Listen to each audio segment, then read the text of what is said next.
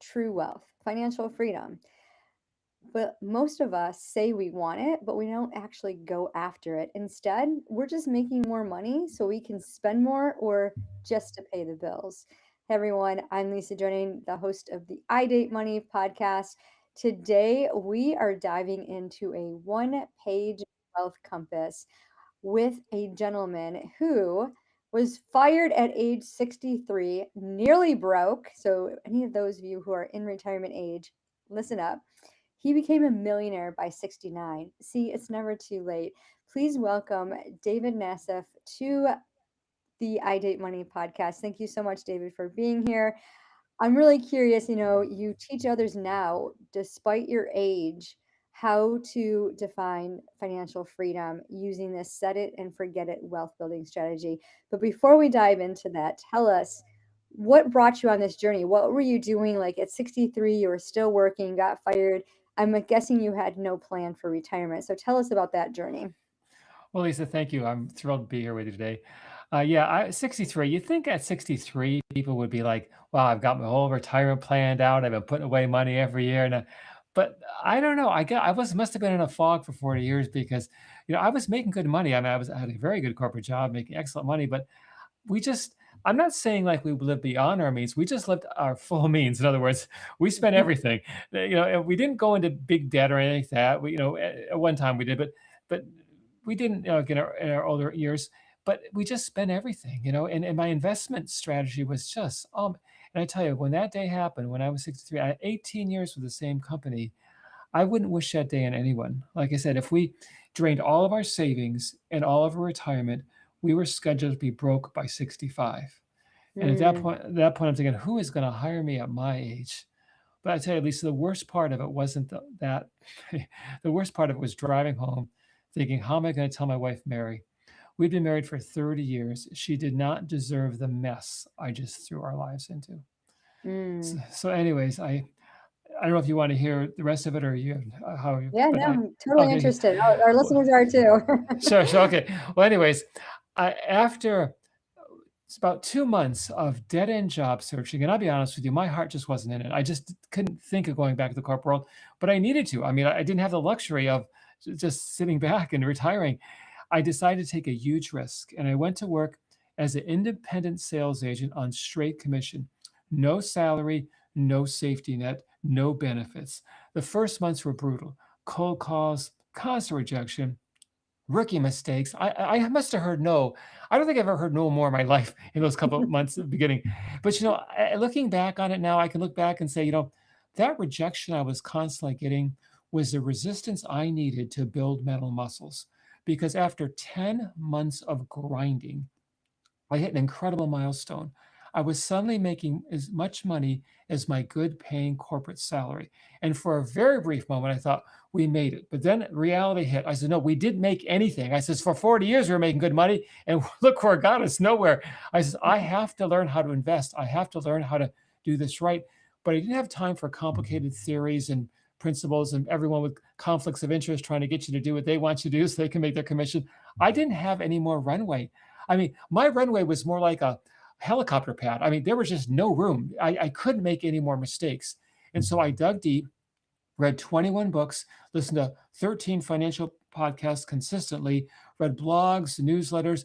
Finally, I decided to distill it all down into one single piece of paper because I says, I don't have time to study Wall Street every day. I have a business I'm trying to build here. And so I made it super simple, set it and forget it. I tell you, 6 years later, at age 69, we did what I thought was impossible. We achieved financial independence with a seven-figure portfolio. I now know, Lisa, it is never too late to rewrite your story because if I can pull that off, starting as late as 63, anybody can with the right direction. hmm Well, I love that. And it is true because a lot of my clients will come to me and say, well, I'm too old. I'm past 55. There's no hope for me. And, they go to get their social security benefits and they're like, this isn't enough to live on. I'm like, well, it's Yeah. not supposed to be meant to live on. It's supposed to Right. supplement your income. But planning for retirement is so important. And one of the questions I get asked all the time is, well, when is it too late to start? And my answer is always the same. It's never too late to start. The Yeah. earlier, the better. Yesterday was always the optimal day. 10 years ago, optimal. Right. Um, so it's always very important. So what was it about you? You had said that you lived at your means. I know people who live above their means, and I know people who live way below their means. Yeah. We want that balance. We want to be able to live a lifestyle that we enjoy. I mean, we work hard for our money and we should get to enjoy it, not just be at a certain point. So when you realize that you weren't working with the money the way that was going to help you become fruitful to find that true wealth, what was that drive that said, okay, I'm making as much money 10 months into this job as I did 18 years into this corporate job. But what was that pivotal moment for you that said, I'm not going to do it the same way I did 18 years at this other job? I'm going to do it differently. Because I felt like, and I know, Lisa, I was truly blessed. It wasn't just an accident this happened. Yes, I put a lot of grinding and work into it, but a lot of 63-year-olds would can't always say that. So I know I was being blessed. And I says, I have a stewardship here. I have a family. I have a sacred responsibility to my family. I do not have the opportunity to blow it again. If I blow it again, I deserve whatever I get. I deserve the worst of the worst. I says, I'm not going to let this happen. And that's where I stopped. I says, wait a minute. All the finance, I did investing in the past, but I did it all wrong. I did it all backwards, and I says, I can't do that again. Not to my family, not to me, not to this gift I've been given. And so that's what made me dig in. I says, there's just so many people out there, Lisa, that have conflicts of interest and they want you to do this and do that because they get a cut of it and their pitches. And I said, I had no more room to give people cuts. I had very short time. And so that's what made me say, I'm not doing this again. I'm not going to do, I messed up for 40 years and that was wrong. It really was wrong. But I can start over again, even as late as 63. And I did. Yeah. What was it like sharing that with your wife, coming home and telling her that you lost your job and you don't have enough Wow. money to survive for more than 3 years? Well, Lisa, my wife is the best thing in my life. She is so supportive and so encouraging, and she's my biggest cheerleader. But when I told her that I lost my job, she was supportive, but I knew her for 30 years, and Hmm. I could see in her eyes, Lisa, concern. She tried to hide it. She tried to make, "Oh, honey, you're gonna do fine." And that just tore me up. When I saw that concern, when I saw that glimmer of fear in her eyes, it wasn't a glimmer, it was I just said, I can't I don't wanna do this to her. I really don't wanna do this to her, and I gotta figure this out. And that day was very tough day for me. Yeah. So were you nervous telling her, walking in and like, "Oh, sit down, honey. This is I gotta tell you something." I wasn't nervous that she was gonna get mad. I just was nervous that I was gonna hurt her. I was gonna give her a fear that she didn't deserve to have. She'd been a Mhm. wonderful wife and mother to our son and all these years, and she didn't do anything wrong. I'm the one who messed up, and it was just really tough. Much tougher on me than Yeah. it was on her. I'll never forget. I'll just tell you briefly. We went to after a couple of weeks.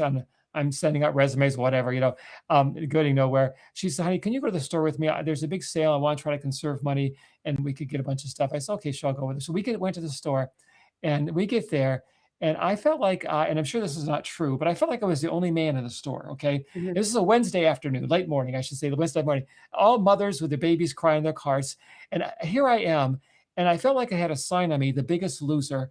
I just I said, I should be working. I should be supporting my family, not standing here in a grocery store in the middle of the workday. I should be out there working. I never felt so trapped. I never felt so. I just wanted to scream. I just wanted to break loose. But what was I to break loose to? There was nothing. I tell you, that was probably one of the most helpless feelings I can ever remember feeling in my life. I just standing at the end of the checkout, waiting for, thinking, what am I doing? What am I doing?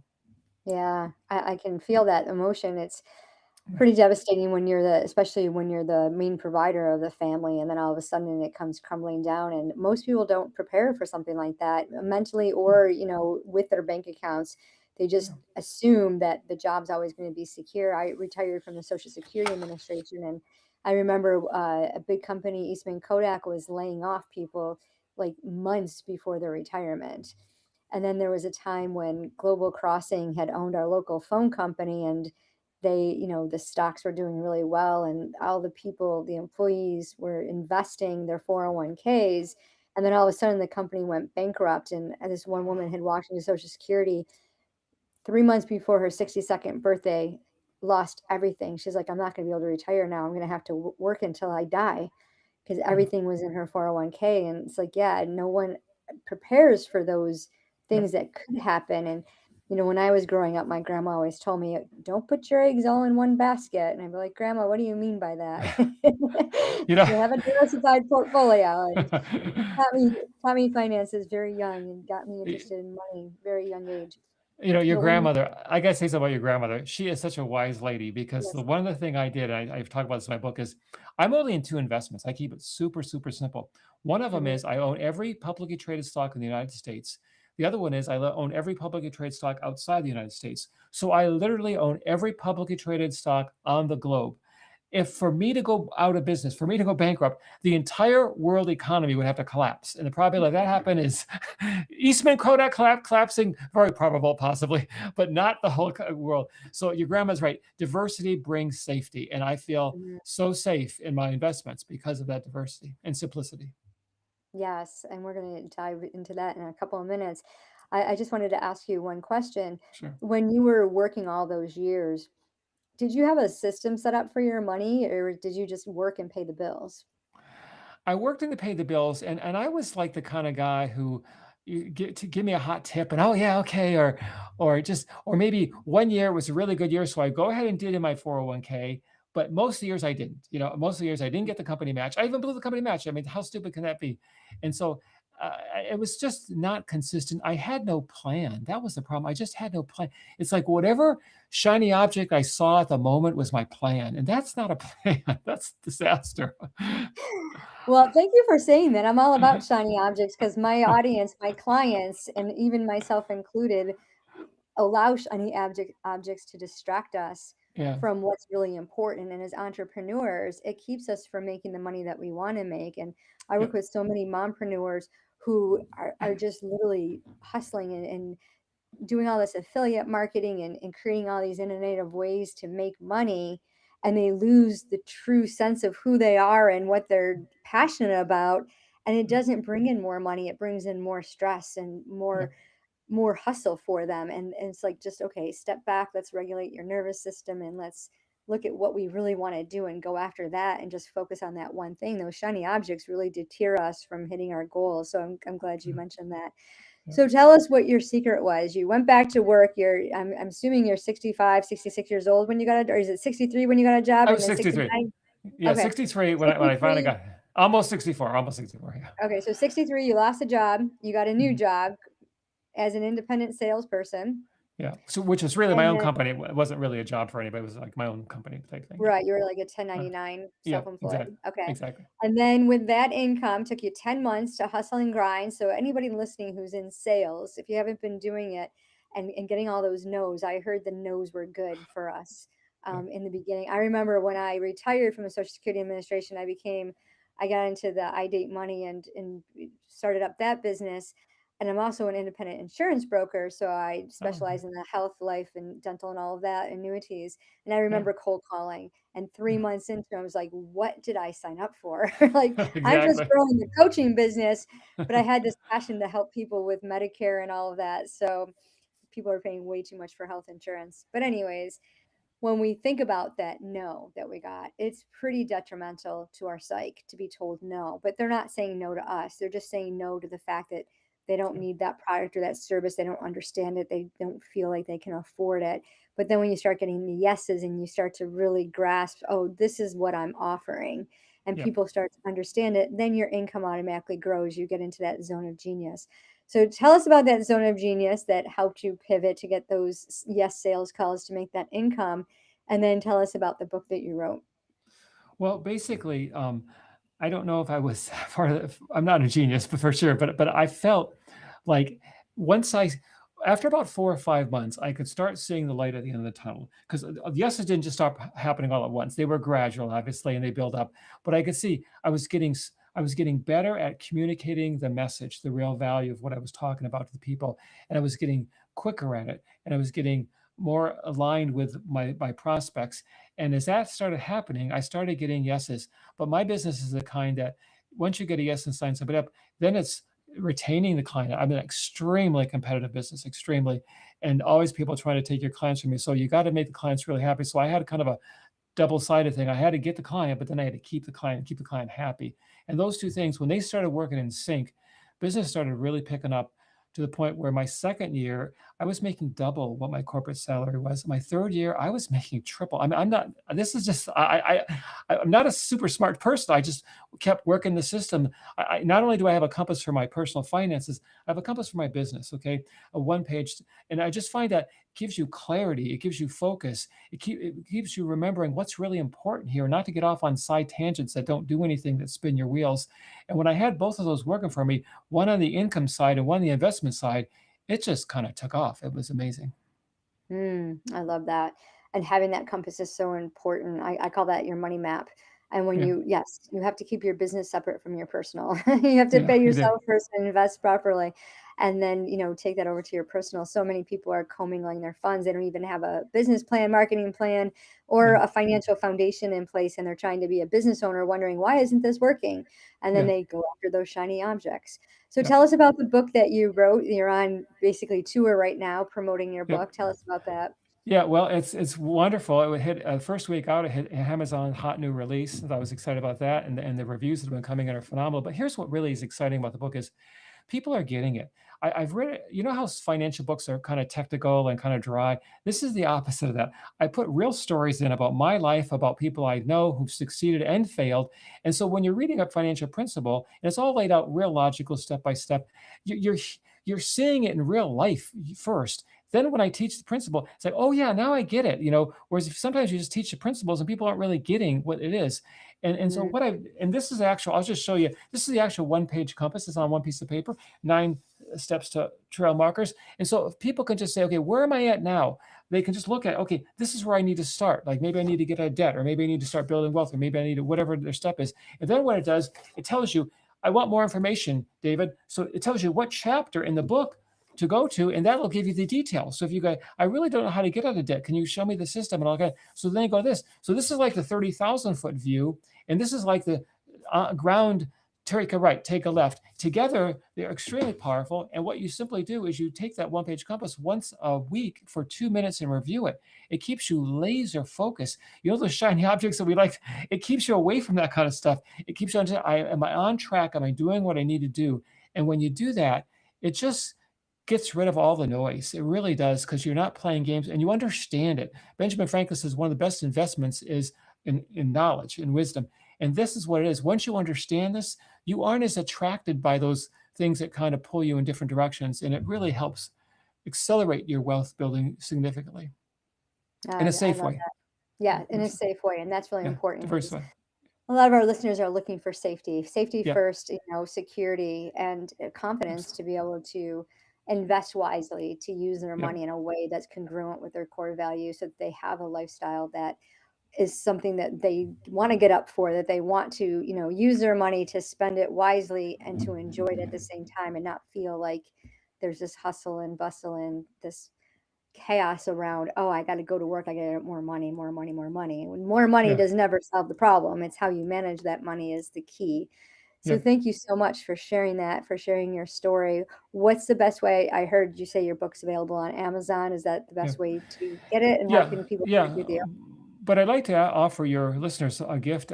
If they want to go to my website, onepagewealthcompass.com, the first thing they're going to see on there is get the free PDF one page compass. This is the exact compass, Lisa, that I used when I was 63, and it got me to 69 to financial freedom. And I still use today. Once a week, I do a quick review of it, just like I did back then.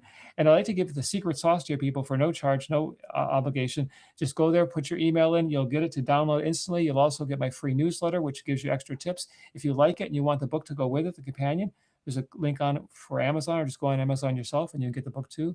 But I'm here to help people out. I really am. I don't want people to be in the same boat I am. I'm financially fine. I'm not looking to make money off this thing. I'm just looking to give people an opportunity so they don't have to be 63 with their back against the wall, or 53 or 43 or whatever it is. The sooner you start, if you're 23, you are so lucky. Don't squander it. Use it now.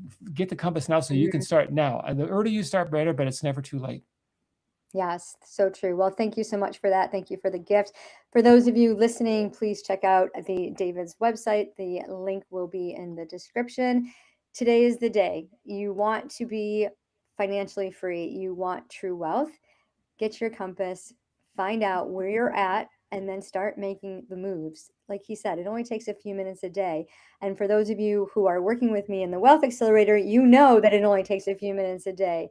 You know there's non-negotiable steps that we take to build true wealth, to eradicate debt, and to eliminate financial illiteracy. Because remember, it doesn't matter how much money you have, it's what you do with it.